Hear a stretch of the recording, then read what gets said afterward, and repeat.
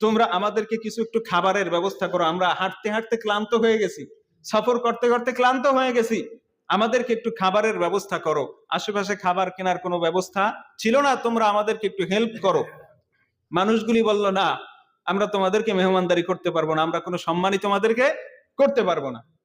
সাহাবা আজমাইন হাঁটতেছে হাঁটতেছে, হঠাৎ করে ওই গোত্রের বড় একজন প্রভাবশালী নেতাকে সাপে কাটছে। কি করছে? সাপে কাটছে, সাপে কামড়াইছে। মারাত্মক বিষাক্ত সাপে কাটার পর এখন সেই প্রভাবশালী লোকটা মৃত্যুর বিছানায় ছটফট করতেছে। কোথাও কোনো চিকিৎসক পাওয়া যাচ্ছে না, যার ফুকের মাধ্যমে, যার চিকিৎসার মাধ্যমে এই প্রভাবশালী লোকটাকে সুস্থ করে তোলা যায়। খুঁজতে খুঁজতে খুঁজতে খুঁজতে এই সাহাবীদের কাফেলা তাদের সামনে পড়লো। এবার ডাক দিয়ে বলতেছে, ও নবীর সাহাবীরা, তোমাদের মধ্যে এমন কোন লোক আছো যারা সাপে কাটা রোগীকে চিকিৎসা করতে পারো? সাপে কাটা রোগীকে চিকিৎসা করতে পারো, ঝাড়ফুঁক করতে পারো, এমন কেউ আছো? থাকলে আমাদের নেতাজিকে একটু চিকিৎসা দাও, সে মৃত্যুর বিছানায় ছটফট করতেছে, তাকে সাপে কাটছে। এবার সাহাবী বলতেছে, হ্যাঁ, আমাদের মধ্যে একজন চিকিৎসক আছে, যে নাকি সাপে কাটা রোগীকে ঝাড়ফুঁক করলে, চিকিৎসা দিলে আল্লাহর রহমতে আল্লাহ তাআলা তাকে সুস্থ করে দেয়। বলে নিয়ে আসো। বলে চলো তুমি আমাদের সাথে, তাকে একটু চিকিৎসা দিবা। বলে না, এমনি যাব না, কন্টাকে আসতে হবে। যদি আমি তোমাদের এই সাপে কাটা নেতাজিকে সুস্থ করতে পারি, তাহলে আমাকে 40টা খাসি দিতে হবে।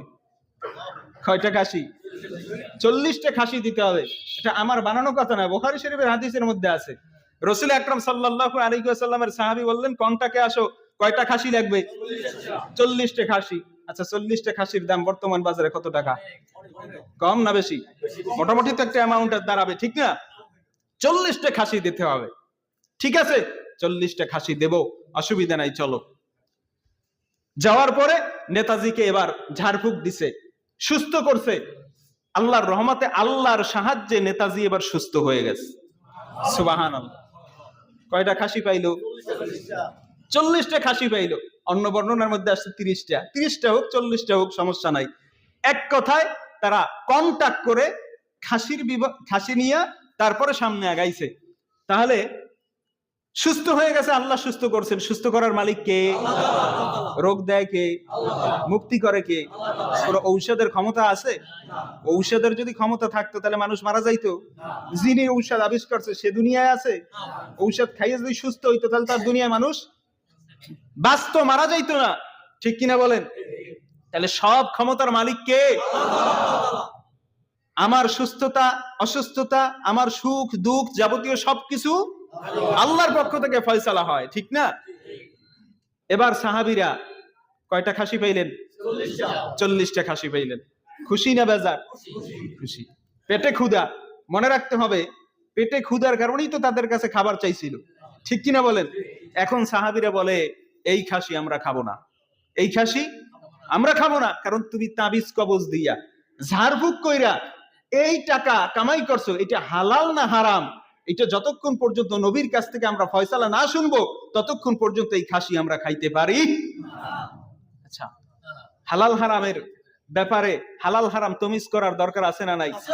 আপনি শরিকল বাজার থেকে গরুর গোশত কিনবেন, গরুর গোশত কিনতে গিয়া দোকানদারকে আপনার এটা জিজ্ঞেস করার দরকার আছে, গরুটা কে জবাই করছে, বিসমিল্লাহ বলছে কিনা?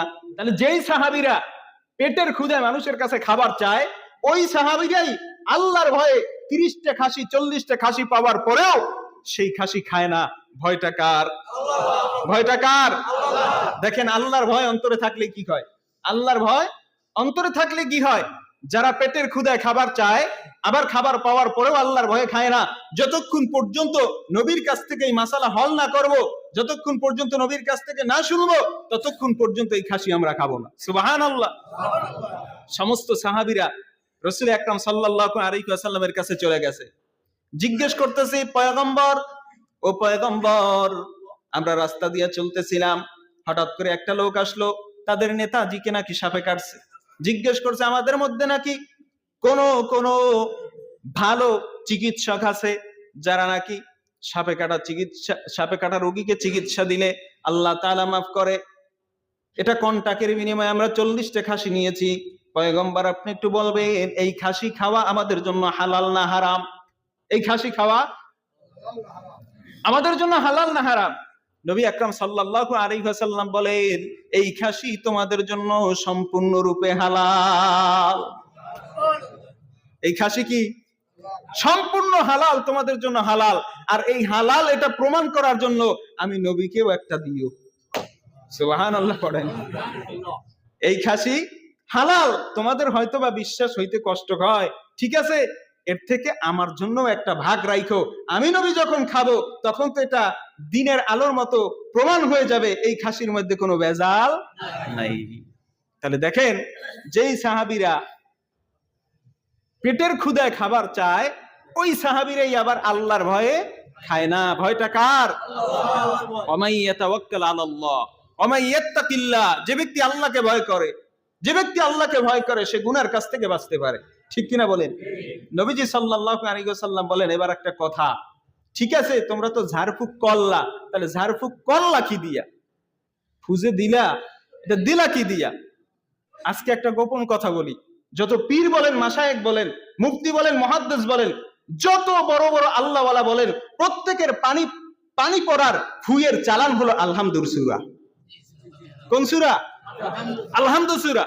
নবীজি সাল্লাল্লাহু আলাইহি ওয়াসাল্লাম জিজ্ঞেস করলেন, ও সাহাবীরা, তোমরা তো খাসি আনলা, লোকটাকে ঝাড়ফুঁক করলা, তবে জানতে চাই তুমি কি দিয়া ফু দিলা, কি পড়লা? এবার সাহাবী ডাক দিয়ে বলতেছে, কেন পয়গম্বর, আপনি তো বলছেন সূরাতুল ফাতিহা, সূরা ফাতিহা সমস্ত রোগের চিকিৎসা। সুবহানাল্লাহ, সমস্ত রোগের চিকিৎসা সূরা ফাতিহা। আজকে গোপন কথা বলে দিলাম, এরপরে আর পানি পড়ানিতে আমার কাছে আসা লাগবে না। নিজের পানি পড়া নিজে ফু দিয়ে খান, এইটা আরো বেশি কাজ করবে।